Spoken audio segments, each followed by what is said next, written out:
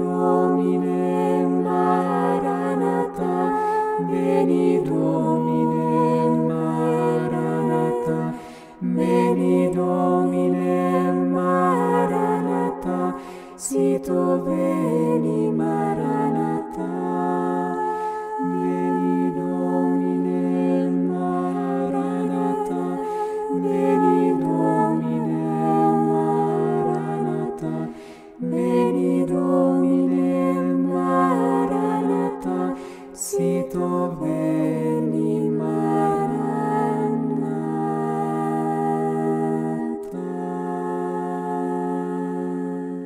Ici Paul-André Durocher, archevêque de Gatineau. Je prends quelques instants avec vous pour scruter les Écritures qui nous sont proposées dans la liturgie de ce dimanche.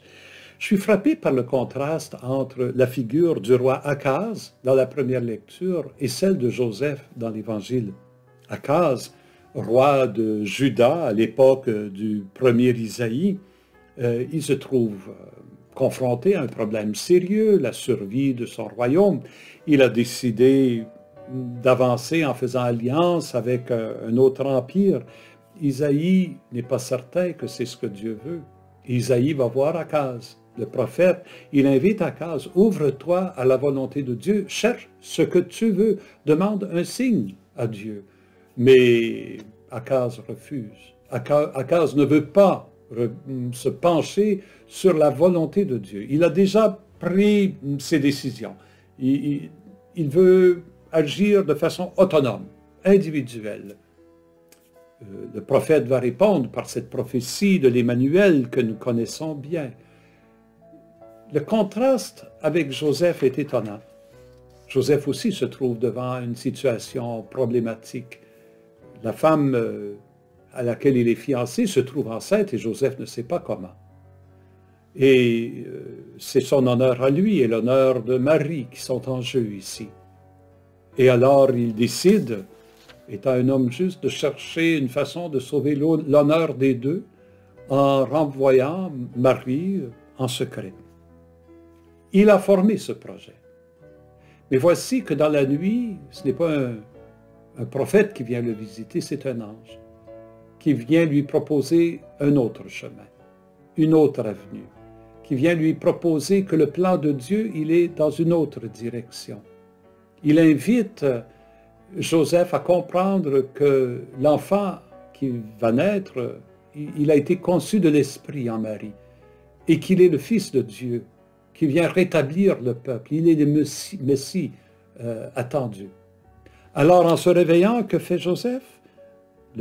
L'évangéliste Matthieu nous raconte, quand Joseph se réveilla, il fit ce que l'ange du Seigneur lui avait prescrit. Il prit chez lui son épouse. Je trouve ça très intéressant parce que ça nous invite, nous, à nous poser la question, quelle attitude est-ce que je prends dans la vie?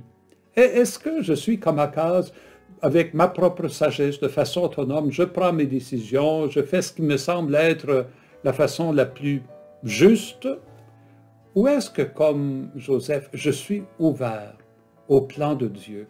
Je cherche la volonté de Dieu. Je cherche les signes qu'il me donne.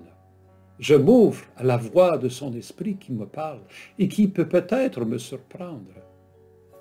L'auteur de la deuxième lettre, Saint Paul, se présente aux Romains comme un qui a été surpris par Dieu, un qui a été appelé à être apôtre, mis à part pour l'évangile de Dieu.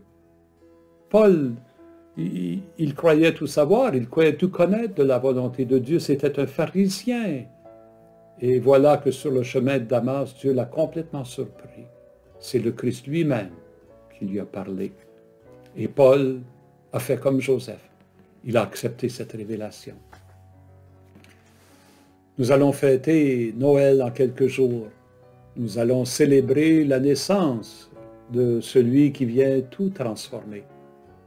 Sommes-nous prêts à accepter qu'il nous transforme, nous aussi?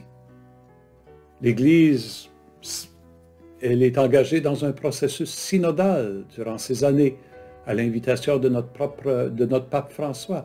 Un processus qui nous invite ensemble à chercher les nouvelles voies, les nouveaux chemins que Dieu veut nous ouvrir. Répondons à l'invitation du pape. Répondons à l'invitation de l'Esprit. Ouvrons-nous à la volonté de Dieu. Cherchons son règne. Ce sera notre façon cette année de célébrer Noël. Ven Señor Jesús, Maranatha. Ven Señor Jesús, Maranatha. Ven Señor Jesús, Maranatha. Si ven pronto, Maranatha.